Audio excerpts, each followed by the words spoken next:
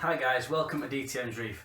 Now today is a special day because I'm going to unveil to you my new custom tank.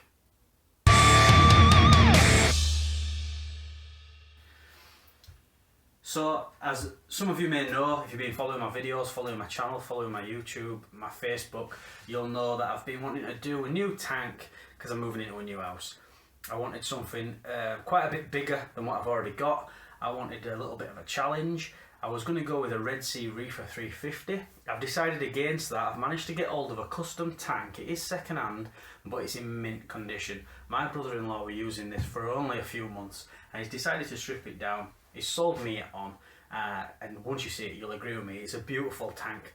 The stand's DIY, it's going to be redone, but we'll get into that. But first I'm just going to show you, give you a rundown of the equipment that I've bought to go with the tank.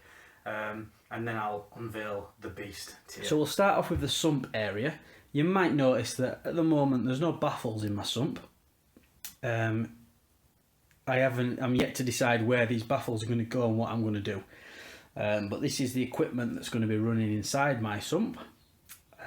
We've got a Skims Monster reactor, and it's quite a big one. And I'm going to be running in that maybe Phosphorus or carbon, and we'll see what happens with that, but that's one for the future I think. Moving on, we've got the Bubble Magus Curve 5.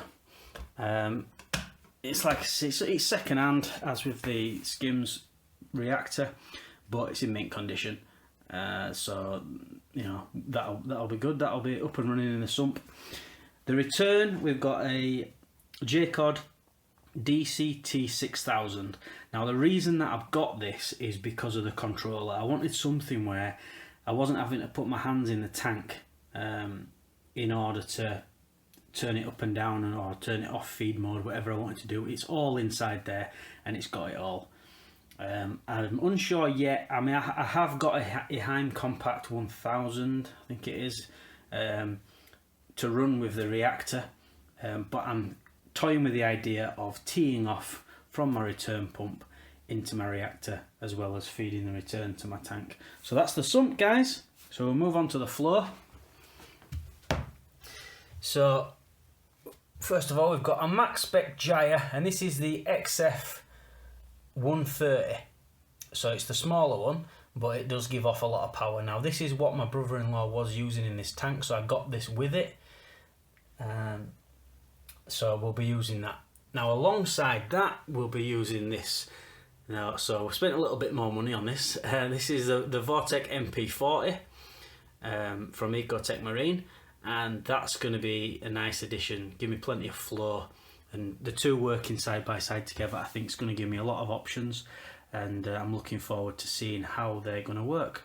So that's my equipment for this tank, guys. If you've any comments on that, or you want to ask me any questions on any of this equipment, just put it in the comments section below. Okay guys, there she is, the beast.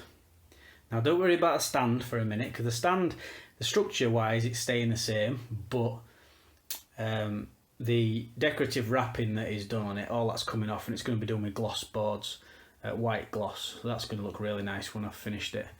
But the tank itself, it's Opti-White low iron glass. It's 12mm glass all the way around. That's the front, the sides, the back, even the bottom. It's all 12mm Opti-White glass. I've just put my light just sitting on the top of the brace bars, just so you can see inside it, because it's a sunny day outside and you can't really see it. Don't worry about the seal that has been made with milliput on the weir section, because that's going to all be resealed in black silicone to match the rest. That's the only little niggle with it. But we've got the weir that goes down there. We've got the return, the overflow and the emergency going down into the sump area. So we've got one with a black background. It does need a bit of cleaning up. It's been sat around for a bit, but yeah, we braced it because when we filled it with water the first time when he first got it, it bowed.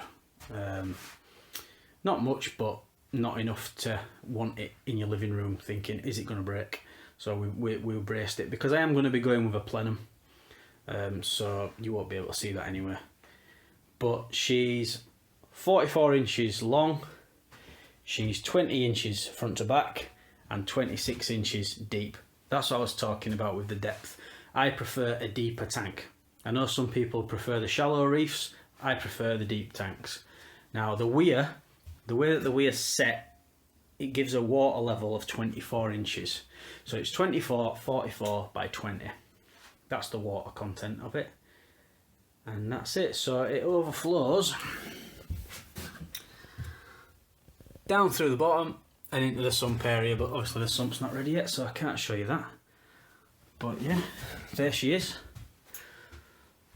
And obviously the light that you can see in my previous review video is the Evergrow IT 5080 or 5080, and that's a brilliant light. I've also got a load of Florida Keys Dead Rock, dry rock. This is brilliant stuff. It's really porous. I'm gonna have a play around with some scapes in a minute and post some pictures on my Facebook channel. If you have a look on facebook.com/DTM's Reef, you'll see some of them. But that's the unveil of the beast. That's what we're calling the tank, the beast. It's a beast to me. It's a big tank for me compared to what I'm moving up from. So I'm looking forward to getting into this, guys. So just let me know what you think, and give me your opinions, good, bad, ugly, I don't care. Any feedback's good feedback as far as I'm concerned. Let me know what you think. Please like, share and subscribe. And I'll see you on the next video. Thanks, guys.